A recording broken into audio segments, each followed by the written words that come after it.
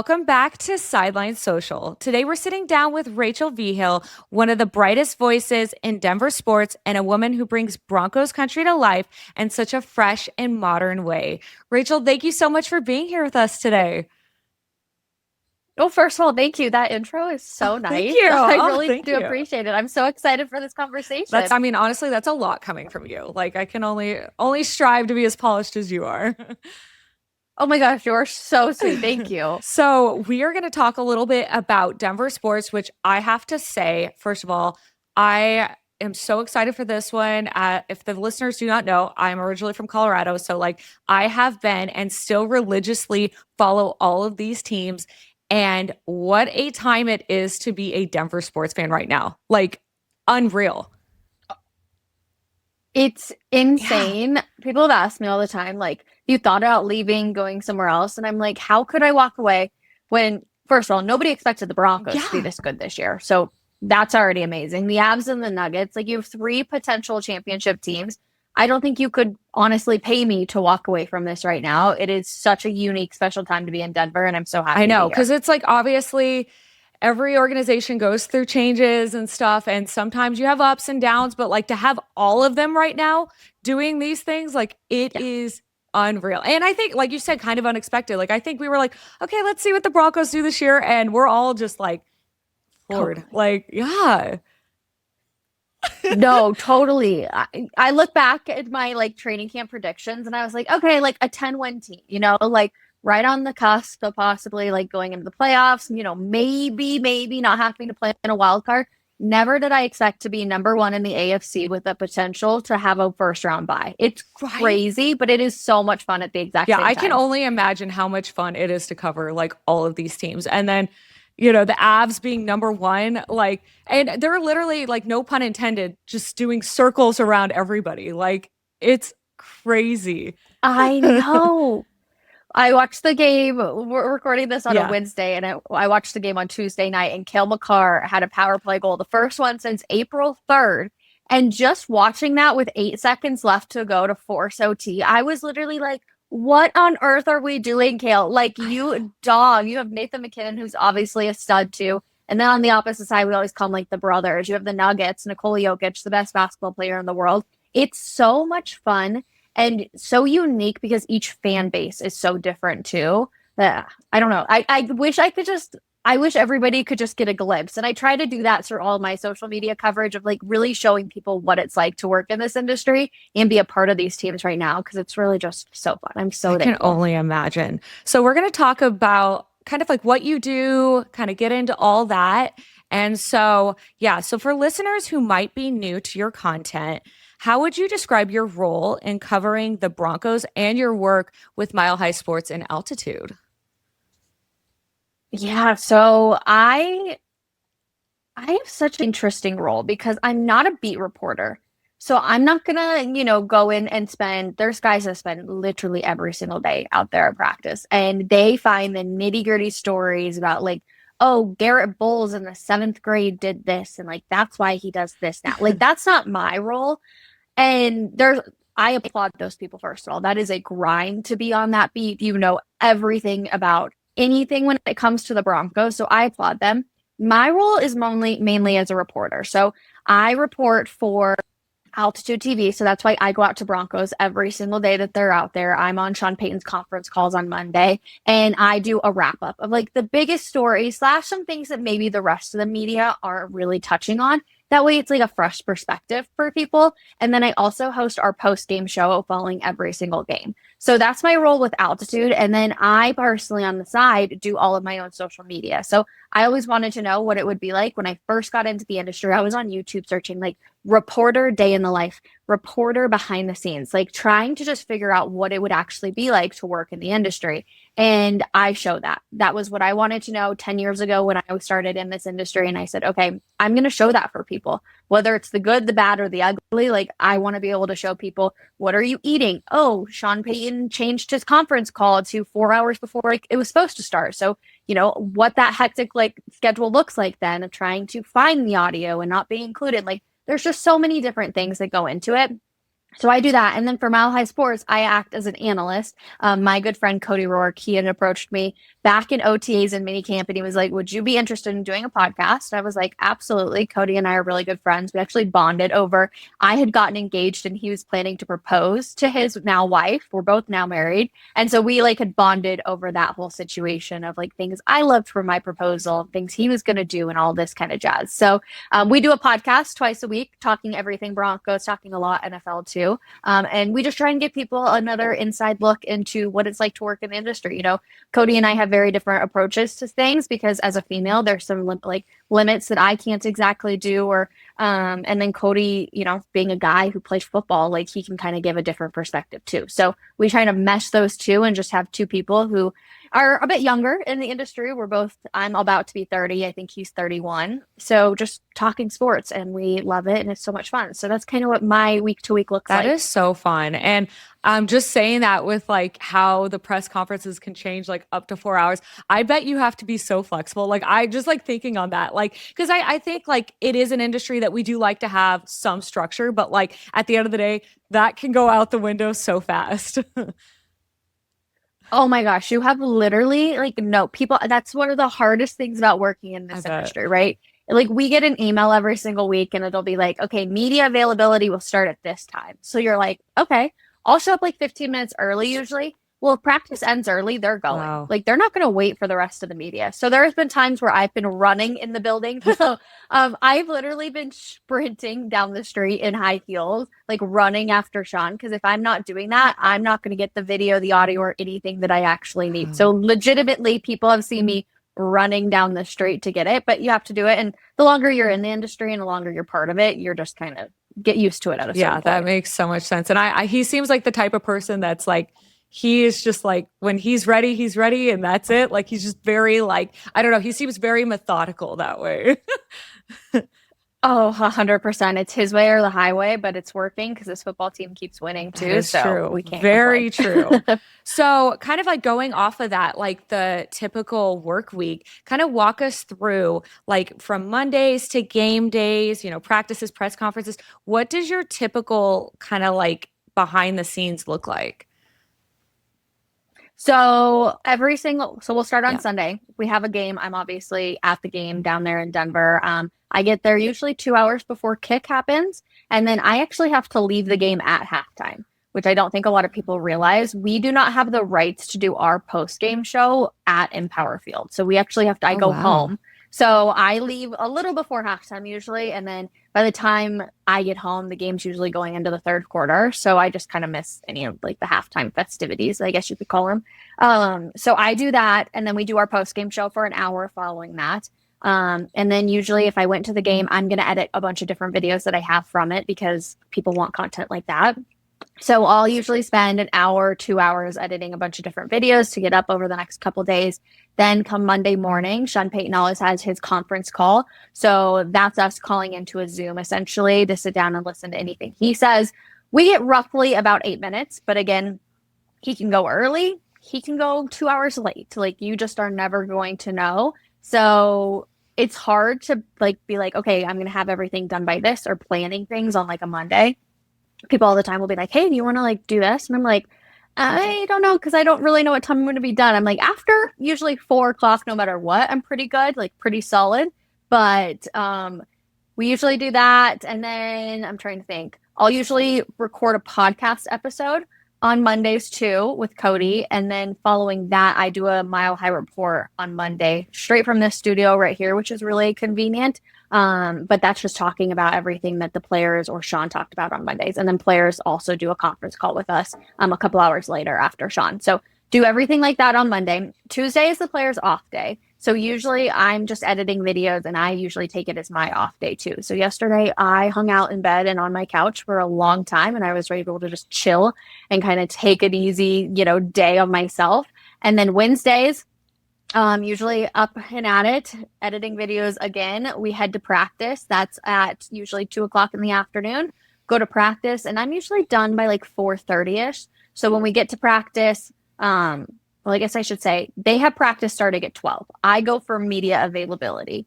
So they have practice. You get about 10 to 15 minutes to record any video. And usually it's of them stretching, not really Yeah. doing anything interesting, which is why personally for me, I'm like, I'm just not going to go waste Yeah. my 2 hours of my time to watch a couple of 300-pound men stretch it out. So I will show up for media availability, which, like I said, is in the afternoon. Sean Payton will talk, or the offense coordinator, defense coordinator, special teams coordinator will talk. And then you can go into the locker room for up to 45 minutes afterwards. And it's up to you to like go and grab guys and see who's willing to talk that day and just kind of build those relationships. Wednesdays are always the busiest day. Thursdays, Fridays, not so much. The majority of media comes on Wednesdays, which is kind of why it makes it so crazy. Everybody's trying to get as much sound as possible and everybody's willing to talk. So on Thursdays and Fridays, when I'm in the locker room, I have more one-on-one conversations with guys. And, not always will I put a camera in their face or a microphone in their face. I will just try to talk to them as actual human beings and try and forge that relationship. And then once we're done with the locker room, I'll go out, I'll prep my stand up for the day, and then I'll go outside and do my stand up.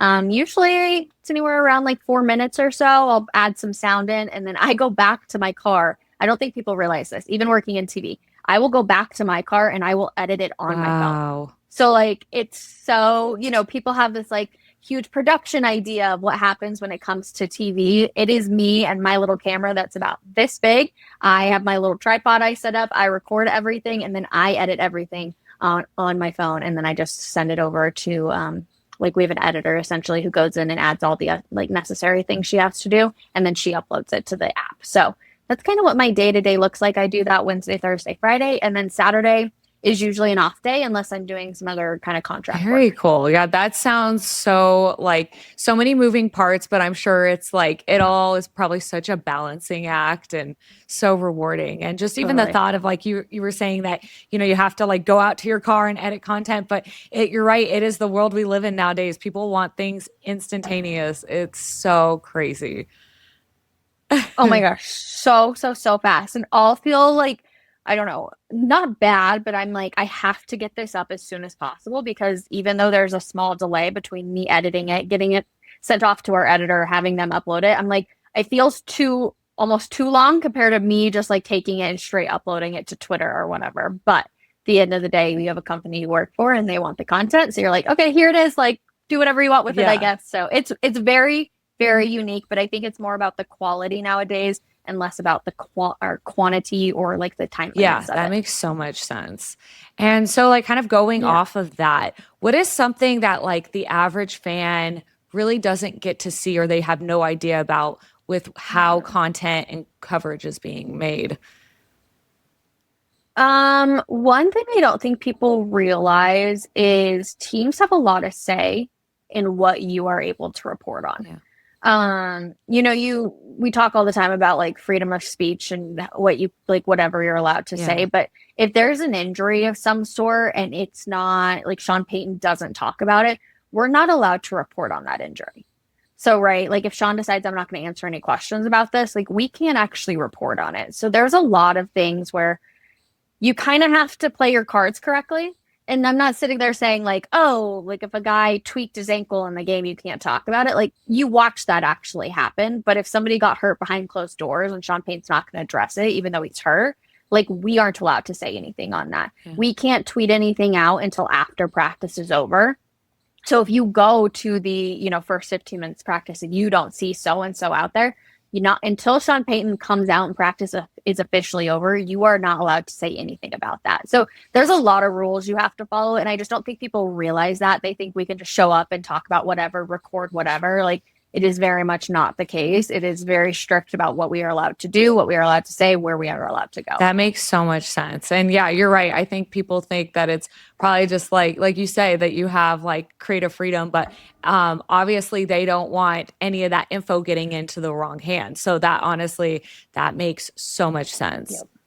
Yeah. Yeah. Oh yeah, and Sean Payne is very good about making sure he can keep all of his secrets. Oh That's for yeah, sure. I believe it.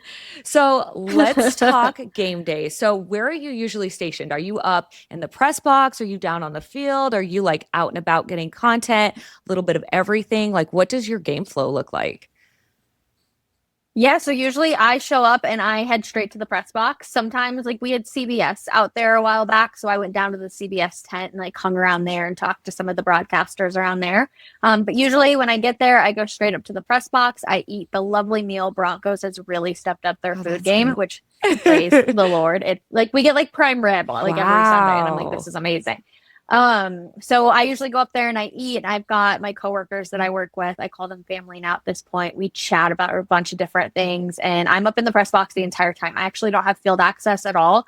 My first couple of years in the industry, at the 2 minute warning at the end of the game, media was allowed to go down there. They stopped that recently. So media, unless you have like a sideline access pass, will not be allowed to go out onto the field. So that's something that has changed in just my short time being in the industry, because it was super fun when you could walk I out on the field. bet. 2 minutes left. It's a close game. If it would go into OT, you could watch it from the field. Unfortunately, not anymore. They just cut those restrictions. But yeah, so I spend the majority of my time up in the press box. If I've got friends in the stadium, sometimes I'll go and say hello to them, during, but right before half or at half before I have to leave. But otherwise, yep, my entire time is spent in the press box. I have a wonderful window view. I'm up at the front, so it's a good time. And the food is truthfully fantastic. Like I eat so much food Wow. when And I I'm there. bet you're able to stay a little bit warmer up there as well, or is it a lot warmer? Yeah. Oh yeah. No, literally, it's one of the biggest. Like, I do miss, I've gone to a lot of games as a fan before I was in the media, and I remember bundling up for, you know, I've got 4 layers on, I've got a giant jacket on, I'm like beanie, multiple layers of socks, but having to like be sitting in a warm press box, although it does get a little Yeah, chilly, I I won't bet. lie. The Yeah. windows, it still gets a little chilly there, but I can still look cute and not feel like a marshmallow. So I do appreciate that from a media Yeah, no, standpoint. I love that. So, what is something that's like kind of like chaotic or unexpected about, I guess, like a part of covering an NFL team digitally? Like, what's the most, I guess, chaotic part of that? Honestly, we probably talked about Yeah. it. It's just like things can change Yeah. all the time. It really does. You have no idea what your day is going to look like. I feel like I've started to go earlier and earlier and earlier to practice to avoid things, missing out on anything. But I would just say you just don't know what your day is actually going to look like. And for better or for worse, like you can walk in one day and all of a sudden, especially in training camp season, somebody's entire life can change right in front of you because they got Yeah. hurt. They tore an ACL. So watching those things and having to be very careful about how you word things or just different conversations is probably like the most chaotic part of it. I tell people all the time, it's like 90% of the time it is so chill, and 10% of the time it is just the most chaotic running around, trying to squeeze your way into different huddles and different things like that to get sound. So calm for a majority of the time, but then those, that hour and a half that is crazy from a game, you feel like you ran a Yeah, I marathon. can only imagine. It's probably like Yeah, such an adrenaline it's rush. yes. No, literally. And I will say one of the biggest perks about being a female, there's not a lot of them in this Yeah. industry, but when you want to ask a question and you're in some of those big huddles, like with guys just surrounding people with microphones, like if you're trying to get out, a lot of the times the guys will see that you're like trying to project it, but our voices aren't Yeah. as loud as a lot of those gentlemen are. And so they'll be like, like it's her turn to Oh, ask a question. And they're great about that. So we do I love appreciate it. that. So, is there like a moment that you've experienced, like say at a game or during media availability that you were like, I cannot believe that just happened? Like a moment you'll never forget. Oh, this is probably like not, I'll give you Yeah. a couple of answers. One, a couple Fridays ago, Sean Payton can talk to you for 5 minutes to 45 minutes, like whatever he's feeling. The other day, we had a press conference on a Friday afternoon. He got asked 2 questions, and that was it. The press conference was literally like a Oh, minute long. wow. And we all looked around like, oh my God, this is amazing. Like, we are in and out. Like, we're all going to get to go home early on a Friday. It was Yeah. fantastic. So, that was one of those moments where I was like, I can't believe that just happened. Otherwise, not Yeah. really. I'm trying to think. You've had guys where it's coach will be like, "Well, we're close to getting a contract extension done," and then we will walk out of the facility and a contract extension will be announced by Schefter or Ian Rappaport or whoever. The biggest, like, oh my gosh, I think I've experienced in my career was when Russell Wilson came to the Broncos. Really? Like, just, I was actually in this room, I was doing a show, and it came up. I've got a TV to my left or right here, whichever way you're looking at the screen, I guess. And it announced, like, Russell Wilson is going to the Broncos, like, breaking news. And I will just never forget being like, holy crap. Like, they're going to go to the Super Bowl. Russell Wilson is coming. Now, this was obviously Yeah. before he went downhill in his career a little bit, but that was probably the biggest, like, I can't believe that just happened. Like, what is going on moment in my Yeah, career. I bet that must have been just so surreal. Like, wow. Yeah. Very much so. And then the years following, just how up Yeah. and down it Such a was roller crazy too. coaster. Oh my gosh. So you cover Truthfully. like several Denver sports teams. So how does working for Mhm. like the Nuggets and the Avs kind of like influence the way that you tell Broncos stories? Yeah, that's a good Thank you. question. So this year, like particularly, I've kind of almost taken a step back. In my previous role, I covered Oh all three of them a wow. ton, and it was honestly, it was I can't super hard. imagine. Like keeping up with all of those stories, trying to know everything that was going on. It was very overwhelming. So in my new role, I'm very lucky because they have their people that are going to cover the Abs and the Good. Nuggets, right? Like they've got their whole crew. They are the nitty gritty people. I get to be the nitty gritty people for the Broncos. Now, that doesn't mean that I don't get to go to any of the games. I can ask for a press credential if I want one. I've been to a couple Avs games so far Yeah. this year, but they're so Yeah, different. they That's what are. because I do so much of the behind the scenes. For example, Nuggets, Nikola Jokic could come out an hour and a half after the game ends for your press conference, and he's going to sit and talk to you. Wow. Like he will get treatment done. He'll eat dinner with his family. He'll go lift after the game sometimes. So like you have to wait a lot of times. And NBA is so unique in the sense of I don't know how to describe them compared to any other athlete. Like it's such a small knit Yeah. team. I wish I could describe it perfectly where it's just so different, right? They make so much Yeah, money. Like the NBA is just absolutely it is. ridiculous. And because it is such a small team, they're I don't want to say their egos are big because a lot of the guys are super nice. Like I tell people all the time, Aaron Gordon is one of the nicest people, most like well thought out human beings I've ever Yeah, met in I my could see entire that. life. So it's not that they just have like, big personalities sometimes. And, Jamal Murray doesn't always want to talk to the media. So that's very interesting. And I try and show that part of, covering the Yeah. NBA. And then on the NHL side of things, it's like this. The game's over. You're going in the locker room. Guys haven't even changed yet. They still have Yeah. sweat all over their face. Like you're go, go, go, go, go. You spend your time in the locker room and then you're going back out. Coach is going to talk in the press conference room. Like you could be in and out after a game in an hour if everything goes correctly, compared to the NBA, which is like, 2 hours, 3 hours, depending on how long everything's going to go, depending on how the players are going to react or whatever. And another difference is like we've had guys in the NBA who will leave before the media can even get Oh into the wow. locker room. They're like, I'm not talking. I'm just going to peace out. So kind of that big personality again of like, I'm not interested Uh in this compared to the NHL. They literally do not have time to leave before we are let in. And then the Broncos is kind of this like happy medium in a sense. Yeah, they get paid a lot of money too, but there's so many guys in that locker room. It's a very close knit team at the same time, but there's two sides of the ball. So not everybody, spends every single waking moment with each other. So I just try and show like all the differences and all the different rules and stuff like that. But yeah, I would say the biggest one is NBA could take you forever post game. NHL can be like this, and then Broncos is kind of like a happy Yeah, medium. that honestly, that makes so much sense to me as like watching all of those teams. I'm like that, like I could see, well, I mean, obviously, like hockey's a very fast-paced sport, and like I can just see like how, and Yes. also like Nicola, like I can totally see him like going and eating with his family and just like it's also probably, I'm sure, partly cultural, but like I love that. Like, well, I would not love that if I obviously if I had to do that work-wise, but that is so him. Like that is so him. It is. And he's so Yes. funny that like you can't even be Yeah. mad. Like there's some athletes where I'm like, I could just roll my Yeah. eyes at you. Like you're making it so difficult.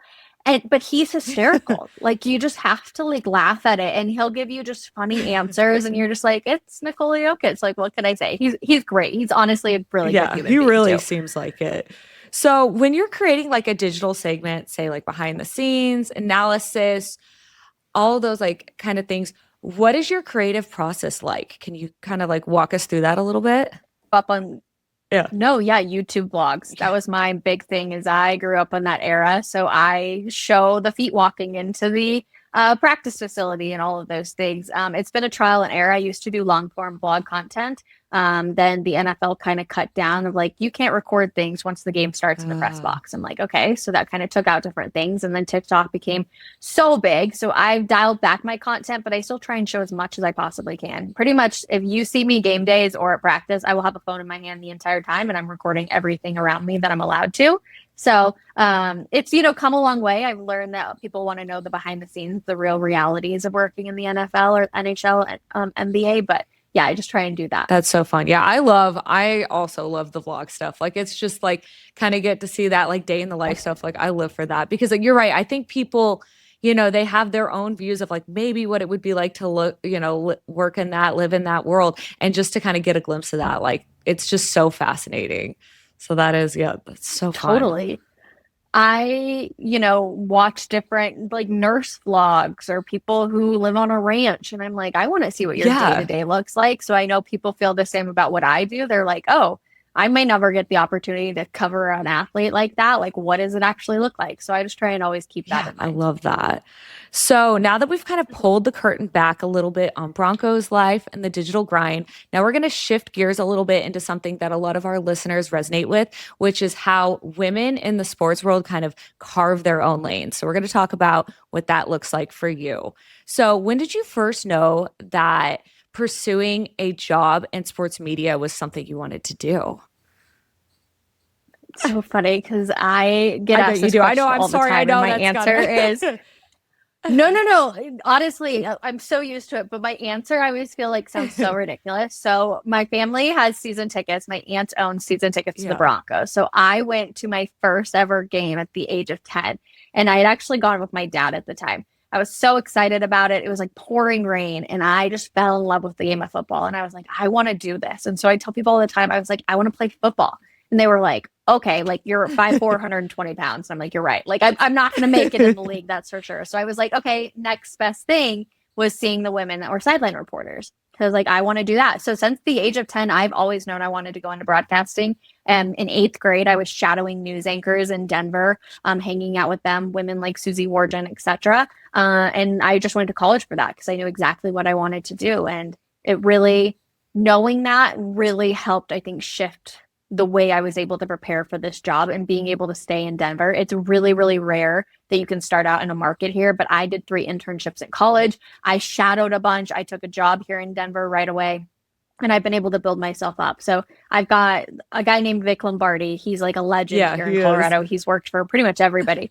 He's one of the best human beings ever. But he was like, I went to like 7 small towns before I even got a big gig in like Austin, Texas or anything. Wow. And he's like, you're so lucky to be able to like stay here in Denver at such a young age. And I definitely do not take that for Yeah, granted. that is, yeah, I can imagine because like I think a lot of the internships and things, I think in a way they're also kind of set up to kind of weed people out in the sense of like who actually Totally. wants to do it, who is meant to do it, because it really is one of those industries I feel like you have to have a passion for because like if you don't, I feel like it's so obvious. Like you have to, even if you're not passionate about the team per se, you still have to, it's not just about knowledge. Like there has to be some kind of passion there.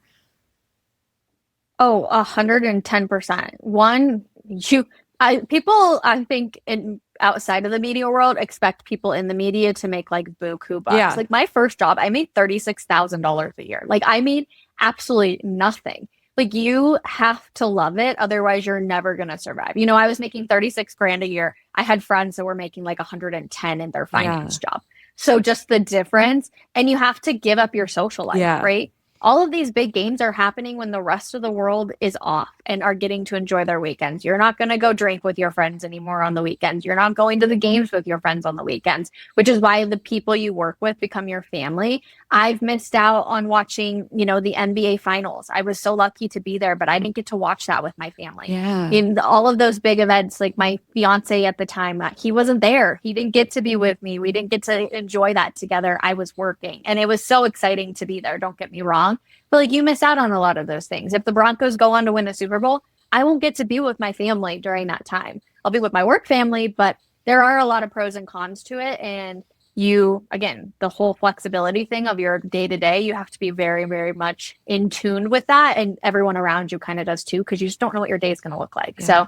So, pros and cons for sure. And kind of like that's exactly what I was going to go into next.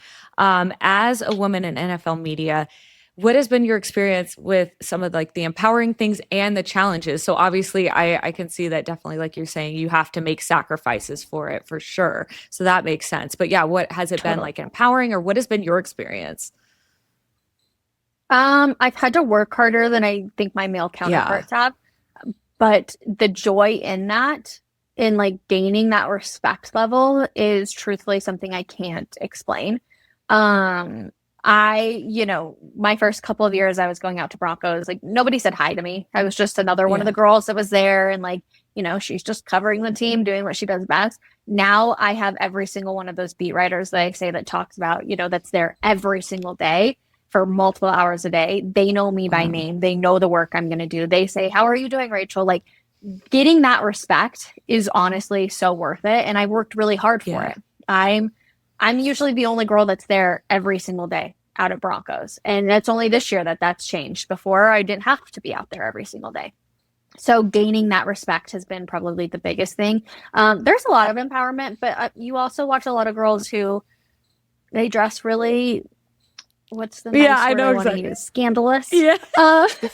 And I'm like, you can't, like, you're not here to date the players. And if you are, then that's the wrong attitude for this. And you're actually hurting a lot of the female audience. Yeah. So yeah, there is a lot of empowerment in it, but there's also a lot of, you have to grind and you have to gain that respect. And once you get that, it makes it very well worth it. But it's also come a long way, right? Like I think when Erin Andrews was starting out, there was a lot of disrespect in it. But the conversation has definitely shifted. Do I still get Instagram and TikTok comments being like, "You're a female, you can't understand this"? I'm like, sure. But I'm like, here's the thing. I'm not trying to be an analyst for you. I'm telling you what I'm hearing in the locker room, and that's all truths no matter what. So I feel like once you're confident in that front where you know your role and what you're providing, it really helps. And just kind of going off of what you were saying with that, with like how you dress and all of that, like, because you're right, there is such a, I don't know if I want to say stigma, but like there's that side that people could think like, oh, they're just a jersey chaser. But it's like a thing that, a man would never have to think about. It doesn't matter what they wear, but like we have to be so conscious about how we present ourselves, because that's usually like the first thing that kind of comes to their mind. Oh, they're just trying to date the players. Like that's why they're not. And even just the whole like pick me energy. I don't know if you've seen that a lot lately, but like girls that are into sports, it's like pick me energy. It's like, how did that happen? Like just because we're knowledgeable, it's pick me energy. Like it's crazy. So I can only imagine what you deal with. Oh my God. And it's so true too. And I tell people all the time, I'm like, first of all, don't listen to any of them when it comes to that pick me energy. Like you are allowed to like whatever you like. It is 2025, almost 2026. Like screw what everybody else is going to say. But there are a ton of jersey chasers. And I mean a ton. But one of the first things I always do when I get to know somebody is I ask about their wives, their children, their fiancés, their girlfriends, because I want to say I respect that. Like I'm not here for that. And it's one of the small areas where I can connect with a player over those sort of things where, the male reporters can't. Yeah. Right. Like no offense, they're not going to go up to some of the male reporters and be like, "I don't know what I should get my girlfriend for Valentine's Day." And I'm like, here you go. I'm like, you can get her a candle, send her some flowers, like all of these things. So I embrace being a female in the locker room because that's a different perspective than a lot of the other stuff that's going on in the locker room from some of the other guys. They can all talk ball, but they're also human. They want to talk about their kids and the, accomplishments of their wives, etc. So I lean into that. And I used to not, but now I do. just being in the industry for a little bit Yeah, I love longer. that. Like you say, you can kind of connect with them more on an emotional level. And you're right, just kind of like playing to the Totally. strengths. Like that is so smart. And yeah, I love that. Like it's like rather than like saying like this is an uphill battle, like you make it work to your advantage. That is so smart. So your Yeah. on-air presence, it seems so confident and so polished. So was that something that Thank kind you. of like came to you naturally, or was that something that you had to kind of like grow into? Oh, I have so many stories. I hated public Really? speaking. Literally, yes, I hated it. In high school, it was the worst thing. I have this story, and this is like the my literal worst nightmare, okay?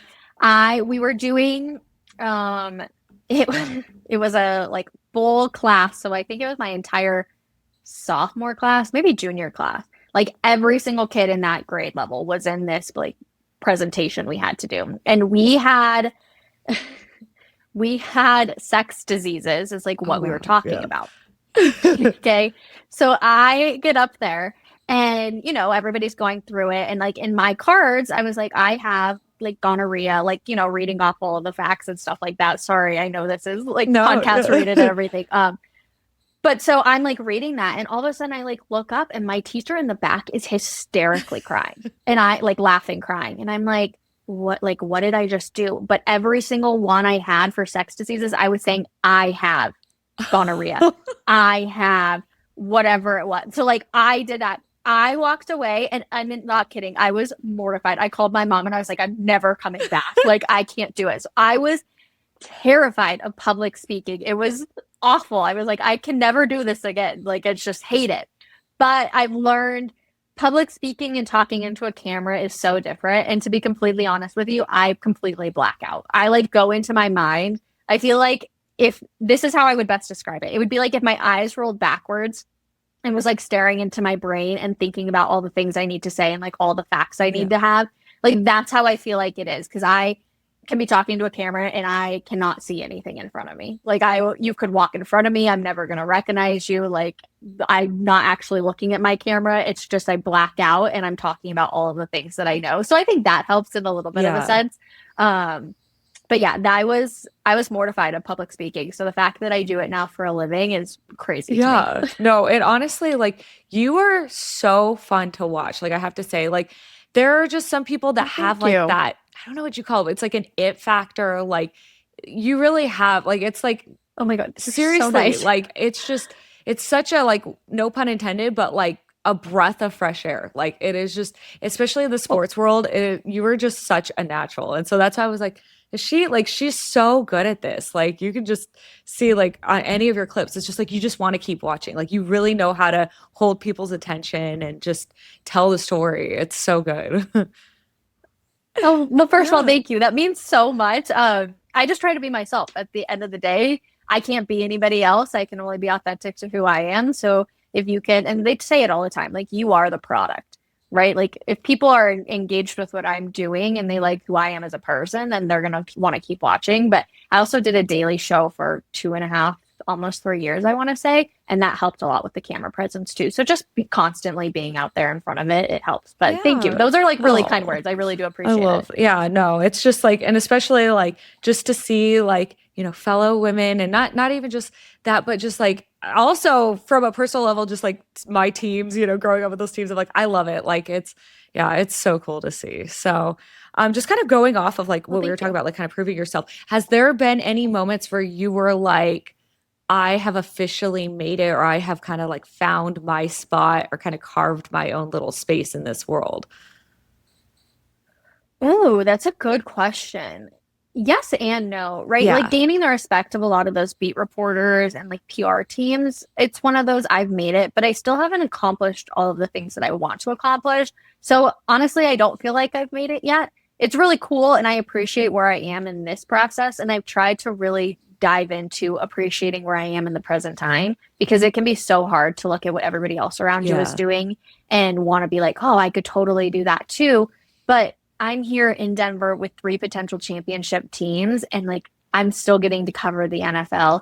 I may not be the top like priority when it comes to where I currently work because Cronky owns the Ads and Yeah. Nuggets, so the Broncos are a little bit lower on the priority. but I'm still covering an NFL team. I have so much flexibility. Like I wouldn't trade it for the world That is even. so cool. Yeah. And like you said, three championship teams. Like, I'm sure that that just helps. Like, that's just like such a credibility thing that, like, like it just to be able to, yeah, I just cannot even imagine being like the environment. Cause of course, you always want to be in an environment where everybody's happy, everyone's doing well. Like, I'm sure, cause yeah, I can Totally. imagine like there's times that you've probably had to cover the coaches when things weren't going so well. And I'm sure that's a totally different emotional side to have to deal with. So, but yeah, I bet that's just such a credibility thing. That's so cool. Love that.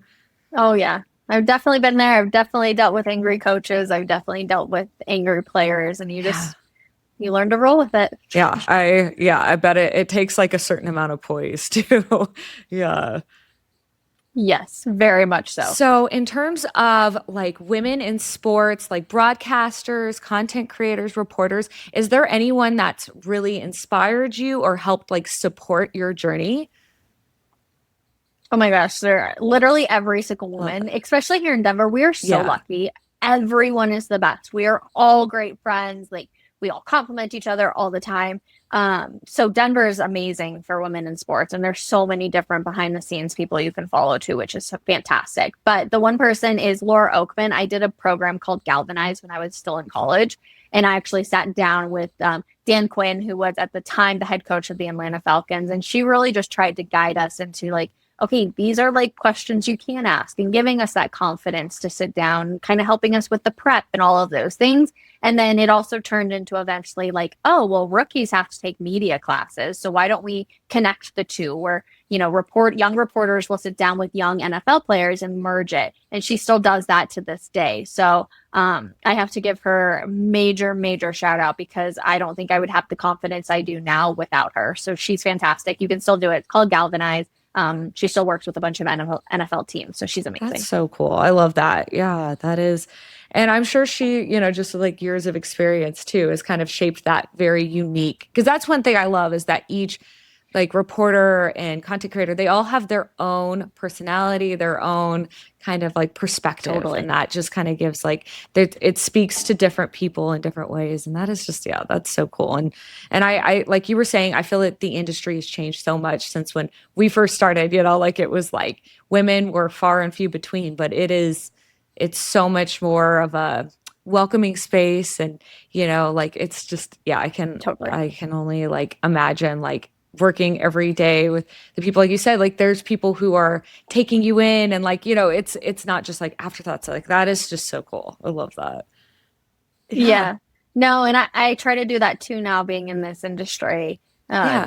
Knowing the people that I do, I always try and I don't ever want to say like welcome them in under my Yeah. wing, right? Because that's like such a it's such a bad saying, but it's truthfully like Yeah. that of like I want them to feel like they can come and feel comfortable going to anything with me. So yeah, I have that same kind of outlook now, being in the industry for a little bit Yeah, longer. that's so great.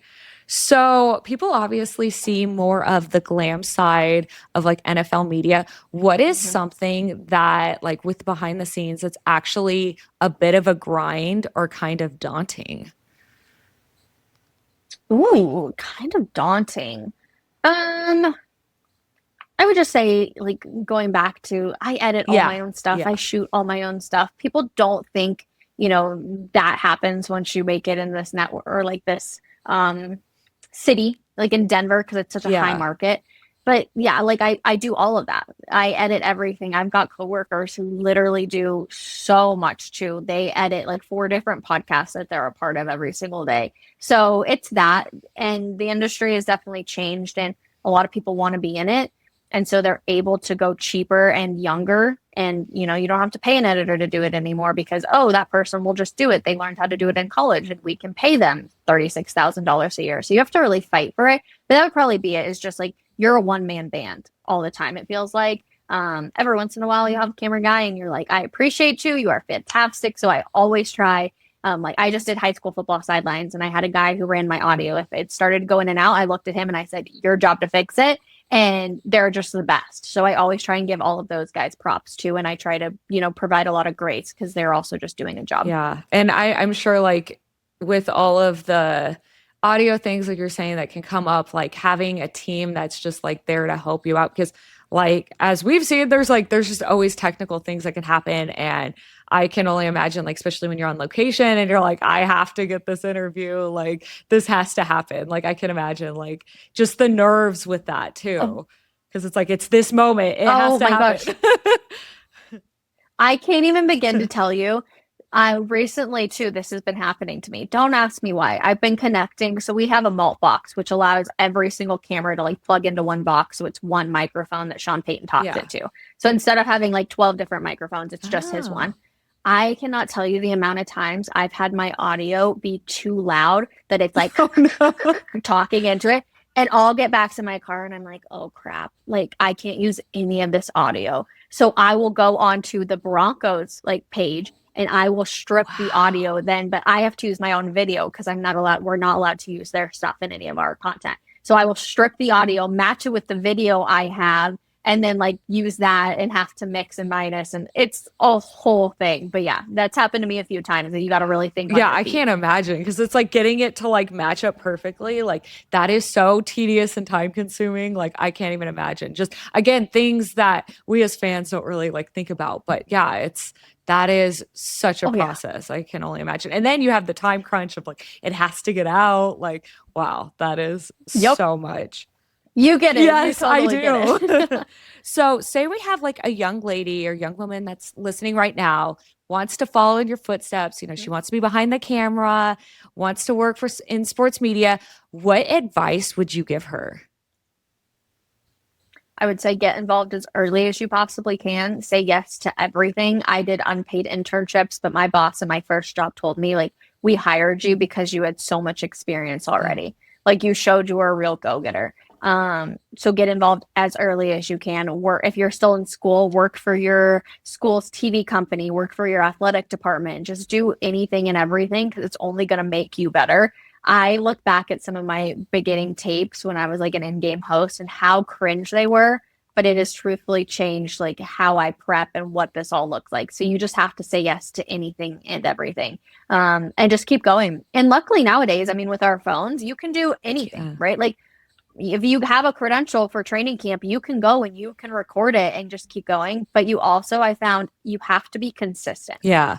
I think that's the biggest thing is you can't just show up one day a week and be like, I cover the Broncos because you might, miss so many things. And you have to be able to be a knowledge for people that they can continuously go back to. And also don't forget, like, it's not about you. Yeah. It's about the like what you're covering. And I have to balance that fine line so very often because I show from my perspective, right? Of like what it's like to be a reporter, and that's my socials. But when I'm doing my reports, it has nothing to do with me. It has everything to do with the guys in the locker room, the coach at the stand. Like that's it. So you have to have that fine balance and remember, like, you're not out here chasing clout. Like you are just covering a team. And I'm just trying to show what that looks like for people who may never get the opportunity Yeah, to. that is so true. And like you were saying, just like saying yes to all those things. Like that's one thing I hear again and again. And I think it's so true because you just never know what one thing, one yes, what it will lead to. So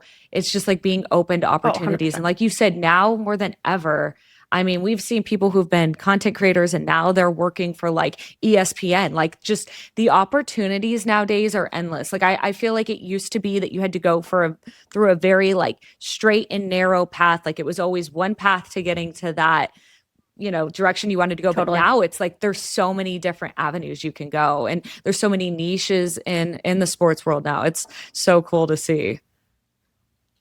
And I think one of the biggest things about working in sports is you want a Yeah. community. And there are people, this one time my husband and I were driving through Arby's, and this guy goes, Rachel Vigil. And I was like, oh, hi. And he was like, I'm a huge fan of Oh, yours. And he was like, I actually run a Broncos YouTube. And I was like, oh my God, like, let me see it. He had so many subscribers, wow. and the amount of comments he got on stuff was unbelievable. And I was like, dude, keep Yeah. going. Like, that's what we're all chasing being in this industry is a community we can talk to sports, and you already have it. Like, you don't need the credential. You've got that community. Yeah. So, yeah, you can do a TikTok channel, you can do a YouTube channel, you can tweet about the games. Like, there's so many people out there that have created jobs for themselves and gotten paid to do that by just, not even having to have the access to the Yeah, teams. that is like you said, the just trying something out and just seeing like what happens. Like, yeah, the opportunities. That's so cool. I love that. So now we're gonna kind of jump into some of the fun stuff. So we're gonna talk pop culture, game day energy, Broncos fashion, and the Okay. storylines that kind of keep this season interesting. So obviously pop culture and football have kind of like collided a lot this season. So, has there been any pop Yeah. culture football moments that have been like your favorite so far this season? Well, I'm not gonna lie, I'm a big Taylor Swift, Yeah. Travis Kelsey fan. I love the duo. I think it's great. I think it's wonderful for the sport of football and for Yeah. women. Yeah. Like, listen, I want to see what she's wearing to the games. Or Yeah. like, I think that whole side of things is very Yeah. interesting. I'm like, is she drinking a rum and coke Yeah. or is she drinking a water when she's in the front? Like, I want to know personally. So, I love that one. That I guess was more Yeah. last season, but watching them get engaged now and soon to be married is crazy. So that's been fun. Olivia Colpo, I I do adore her, too. and the fact that she's a first-time mom with Christian McCaffrey is so fun. And I think all of the wives watching them do their get ready with Yeah. me's and their vlogs, like it's just fun for me. So that's probably my biggest like pop culture like crossover, I Yeah. would say, is watching the other halves of all these athletes, kind of branch out into their own, which has been fun. Yeah, it really has been. And I think, like you said, once the Taylor Swift thing happened, I feel like that has kind of just merged the two worlds so much together now. It's Totally. so cool. So now we're going to I talk love it. Broncos fashion. Is there anyone on the team who has like a sneaky good style that maybe the fans might not expect?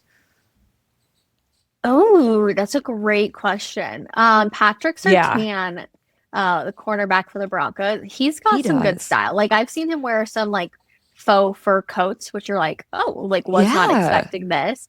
Um, I'm trying to think who else. This team is honestly like pretty yeah, humble. They're not like super yeah, flashy, but every once in a while you'll get the guys who have like the full Louis Vuitton denim yeah, jumpsuit on, or they've got the chains, you yeah. know what I mean? But this team is definitely more humble than years past. Like Jerry Judy Oh, used to have this giant chain on him, and I was like, dude, like how much is that yeah, worth? You know what I mean? I'm like, my yeah, gosh. I'm trying to think if there's anybody else. Like Bone X dress is very um conservatively, it's not really the word you want to use, but just yeah. classic.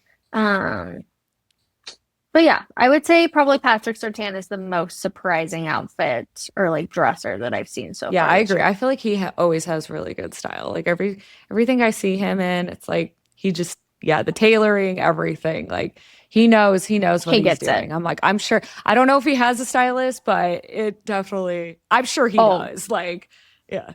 I Yeah, think I they bet all they all do, do to at be this honest point. with you. Yeah. That would actually be like such an interesting video to be like, can I go with you to like your stylist appointment? Yeah. You know what I mean? And like see what they turn down and what they're like, no, this like looks good. Yeah, That'd I be would very love just interesting. to like tag along and just see that. I'm like, I'm just gonna sit here and like Oh, this is great. yeah. That would be so cool. No, agreed. Watch them be like, oh, this is a $5,000 suit. Okay, that's fine. And you're like, okay, Yeah. sounds good. So Great. when you have game days or like practices or you're filming content, what is your game day style? Are you more like practical chic or are you like glam with a purpose? Ooh, good question. I used to be a lot more like I'm going for the cute Yeah. Instagram photos. Nowadays, I go for a lot more Yeah. comfort. I'm like, okay, can I wear some slacks and a nice shirt, a long trench coat? I typically go more that front.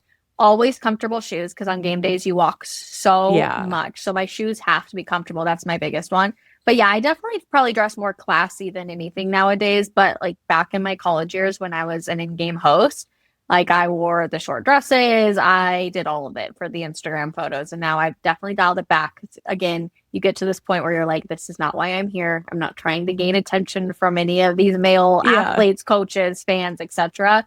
Like I'm here to do a job and I want to be taken Yeah. And seriously. like you said, just the amount of hours too that you're working after a certain point, it's like you say, comfort just it takes priority because if you're not, 100%. I feel like if you don't feel good or you don't feel comfortable, it's hard to like really want to focus on your job because you're like, my feet hurt. I don't want to have to walk like this far. And like you said, it is a ton of walking. So that makes so much sense.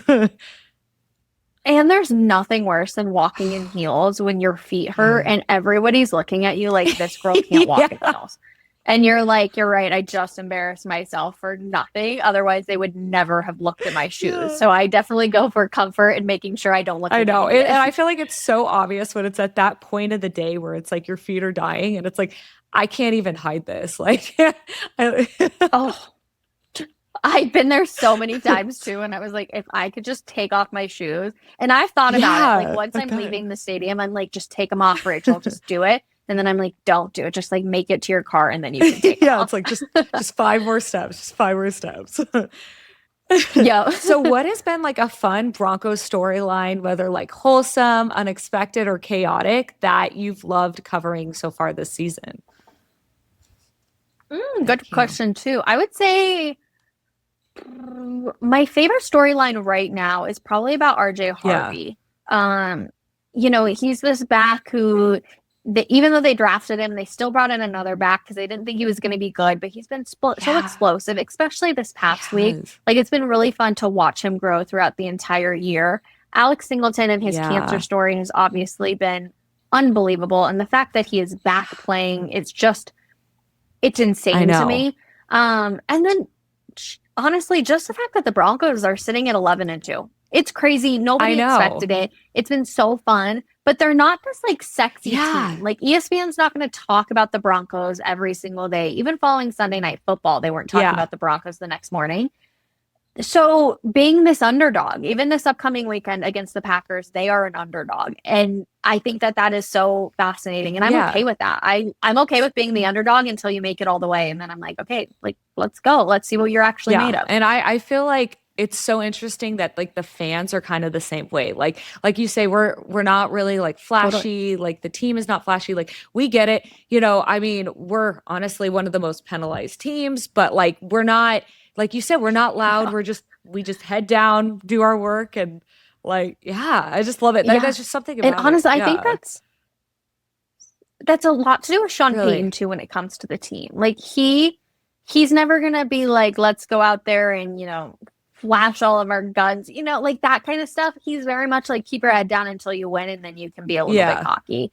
Even though Sean's kind of cocky all the time in a sense, maybe not cocky, I should say, but he's very confident in who he is and what he brings to Yeah. the table. But yeah, I mean, it's just all of it. The entire storyline around this season is so crazy. And I just hope that it keeps going because I don't think anybody's expecting them to do Yeah. well come Yeah. playoffs. And I'm like, I hope that they I know, do. I do too. I'm like so excited because I keep, like you said, people are just kind of like you see the doubters, you see the haters, and they're like, oh, just wait till the playoffs come. And it's like I honestly I can't wait because I think for some reason, and it's always been like that for the Broncos, which is crazy because the amount of times we've been to the Super Bowl, but for some reason, I mean, we haven't won them all, but like we're always doubted. I don't know what it is, but we are always a team that's doubted. It's so true. And what's funny is my husband actually is from Kansas. Yeah. So he's a Kansas City Yeah. Chiefs fan. So and he's kind of shifted, right? You can't be married to a Broncos reporter and be like diehard anymore. And like it just doesn't work in our household. But his family is very much diehard Kansas City Yeah. Chiefs fan. And watching it now have to change, right? I suffered for so many years watching the Chiefs dominate. And now I'm having to watch all of them be like, go Broncos. Like, we're married into our family. Like, I must cheer for them. And I'm like, 100%. Like, welcome to my life the past I 10 love years. it. Yeah. And it's so interesting because like you said, it's just like, and that's just the pace of because you look at all the teams that are doing well right now, like honestly, going into the season, I think it's been such an unexpected season. And I feel like everyone's been saying that. Could not Like agree it's more. just what we all saw when it started. We're like, oh yeah, like a lot of times it used to be predictable, like this team's gonna do well, but like now it's just been crazy. Like it's all of the teams that I'm like, I'm glad I'm not playing fantasy this year because I don't think I would be doing very well. No, literally me.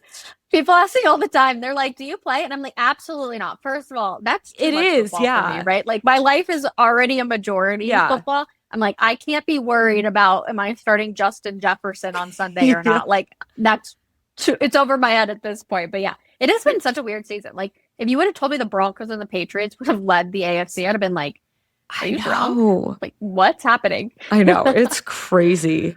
So, if you could start a Broncos TikTok trend, what would it be? Oh my gosh. I'm so bad I at know. I trends am too. honestly too. Like, Um, yeah, and I that's don't know fine if if I you could don't have an answer this answer because, question. like, I have yeah, it is such a random question. But no clue. If I could get the players to dance in the locker room, yeah, like you probably have seen the like yeah. bodacious, like where they're doing like the little TikTok. If I could somehow get them to do Oh, that, I think it'd I be would love hilarious. that. But they would look at me and be like, Yeah. absolutely not. Like, this is not happening, Rachel. I'd be like, okay, my bad. Sorry. Yeah. Don't judge me. Yeah, you're right because it's so fun to see those videos. But yeah, like I can totally imagine like Oh, with this particular team, they're like, no, absolutely. not." so Yeah. serious. So serious. I love it. So, without naming names, if you don't want to, is there a player on the team that has kind of like surprised you with how like funny or thoughtful or maybe prepared they are in Mhm. interviews? I think that Jarrett Stidham, the backup QB for the Broncos, is Yeah. hilarious. Um, I think he's better than Bo, first of all, at the podium. He gives the funniest answers. He is the hype man in the locker room. Like he'll be carrying around a boombox in the locker room, and he's just such a joy to be around. So he cracks me up. So I would say Jarrett Yeah, Stidham. no, he is so funny. You're so right. Like, just I can imagine just like the sound bites you get from him. And he's just like, he has such a fun, natural personality. Like, yeah, I can just tell. Like, he just He seems does. like he's so fun to interview. And that makes your job easier He's too such a when goofball. they're fun and Oh, like, thank you. yeah, I'm like, I can use all of this. Thank you so much. Yeah, I he's a love good dude it. too. So before we wrap things up, we're gonna do our sideline social hot takes, which is kind of like rapid fire style questions. So just say the Okay, first thing that comes to mind. You ready? Okay, perfect. so Let's do it. favorite stadium snack. Yeah, Popcorn. such a diehard for popcorn. That's such a So good. no-brainer. And then how about Broncos player who gives the best press conference sound bites? And it can be a coach too. Oh, gosh, Yeah, that it's is a tough such a one. good Yeah, question. Best soundbite. I know that's tough. Oh, man, that is honestly so hard. Okay, I'm gonna go with the funniest sound bites because I think he's okay. Well, Adam Troutman actually gives the Really? best sound bites. Like he's very, yes, he's very good at using his words and being able to describe situations that maybe we may not Yeah. understand as like not being football players. And he's very like meticulous. But my favorite one in the locker room is probably DJ Jones. He's the funniest Yeah. dude. Like truthfully, he cracks me up. There is a social clip out. This is I'm going on a long-winded answer, not rapid I know fire. I'm you're so good. sorry. But there is a clip of him that the Broncos social team did where they ask him like what cleats is in Spanish and it's tacos. And they asked him the year previous, and he gave the exact same response both years in a row. And they go back and forth to show it. And it's the funniest thing. And I've gone up to him and just been like, what is cleats in Spanish? And he's like, cleatos. And I'm like, no, TJ, like, you know that. It's so funny. Anyways, he's like a I great dude. love that. So, do you have a hype song before going on camera at all? Oh, I do not. Nope. I'm just in Yeah. my head, honestly, remembering everything I need to Yeah. talk No, about. I feel that. And then how about game day must have? Caffeine, lip gloss, or notes? Yeah. Caffeine. Oh, yeah. Yeah. So, do you have like early mornings that you're usually having to be up like crazy early, or is it usually Yeah, and most of my things are in the that's nice? afternoon or the evening. Yeah, Yeah. you have no idea. I'm not I'm a not morning either. person. I did a high school football championships on Saturday this past weekend. It was three games. Excuse me. One started at 10, one was at 1:30, one was at 5, and we got delayed on the first one. But I had to be at the stadium, which was an hour away from where I was staying. So I was up at like 6 a.m. Not for me. I was like, this is way too early for me. But yeah, I'm a caffeine girly. You'll always catch me stealing like a Coke or two at the Yeah. Broncos games, no Yeah. matter what. No, I feel that. So, how about the most underrated part of Empower Field? Good question. I would have to say they have a stable, and the horse's name is blanking on me right now. But the horse that like runs after the Broncos score the touchdown, Yeah. they have a stable like in the bottom of Empower Field, which was always cool. So you can like actually go and pet the horse, like say hi. That would probably be like the most unique and underrated thing that they have Yeah, there. I did not even know that. That is so cool. Wow. Like next Yeah. time I'm at a game, I'm gonna have to do that. That is so cool. Yeah, yeah, yeah. No, it's super cool. The owner is so, so nice too. Yeah. So how about one Denver restaurant that you have to take out of towners to? So it's a chain, but I love Snooze so I do much. Like too. Snooze is my go-to for breakfast food, and I know a lot of people hate on it, but anytime people come into town, we're like, "We'll go to Snooze," and I'll get a Bloody Mary, and I always get the OMG French toast. So Yes. good. And one thing I love about that place too is like you can get, if you want just like one pancake, you can do that. And if you want like, savory, like you can Oh, do a little bit of everything, which is like, I feel like the so ideal good. way to do breakfast. But I love that they're just like, you can mix and match. And yeah, it is. Oh, I love that place. I haven't been there in a while, but yeah, it is Could so good. could not agree more. I know my husband actually went yesterday, and I'm like, maybe I should get Snooze today. I'm like, maybe lunchtime? Is that still possible? So good. It is so good. So, how about your favorite celeb or public figure that you've either spotted at a game or would love to see at a Broncos game? Um, Good question. Kevin Costner was at a game Oh, recently, and I'm a huge wow. Yellowstone fan. So I guess I'll go with Kevin Costner. That is so cool. I did not know that. That's amazing. Yeah. Yeah. I don't know if he's a Broncos fan or not, but he was there. Wow. How Yeah. about one NFL team that you would love to cover in one day? Mm, I know. I'm gonna go with first one that came to mind was the Dallas Cowboys. Don't ask me Yeah. why, but I feel like the Star would be crazy to go to. Yeah. So I'll go with the Cowboys. Yeah, that is a really cool stadium. Like that. Yeah, that's such a good choice. And then you get to see Yeah. Dallas Cowboy cheerleaders. Like, yeah, that would be I really know all of the things. cool. And then who would play you in the movie version of your sideline story? Oh my gosh. I get told all the time that I look like Nina Dobrev and then Kylie Jenner. So Yes. I guess one of those two if I had Yeah, to I pick could somebody. see that actually. That would be, oh, I would watch that. That needs to happen. Yeah. Like like have it be That like a would be sideline like story. Yeah, so crazy. And both, I mean, they're absolutely they stunning. And like I've are. heard nothing but great things about Nina. So I'm like, Yeah, absolutely, sign me up. that would be so cool. So, well, first of all, Rachel, thank you so much for hanging out with us today. Yes. This has been such a fun conversation. Before we let you go, tell us how we can all keep up and follow along with your Broncos and Denver sports coverage. Yeah, so you can follow me on TikTok, Instagram, YouTube, Twitter, and it's all at Hey Rachel V Hill. So just my name. Yeah, I post TikToks usually 3 times a day, Instagram at least once a day. There's so much content over there, so you can find plenty of information. Love it. And then for all the listeners listening, if you're not already subscribed or following, make sure you follow Sideline Social so that you never miss an episode, content, or game day drops. Thank you again, Rachel. And thank you Thank all for you. listening. And we will catch you on the next one. And go Broncos. Go Broncos always.